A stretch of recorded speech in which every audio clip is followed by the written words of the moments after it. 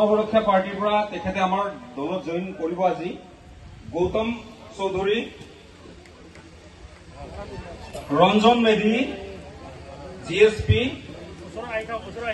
Mohan Kalita GSP, Andaram Das GSP, Gadadhar Nath GSP,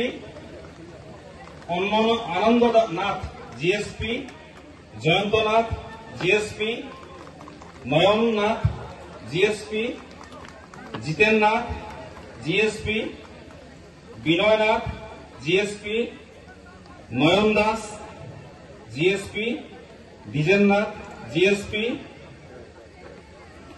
Khagen Nath GSP, Kripal Nath GSP, Shankar Nath GSP,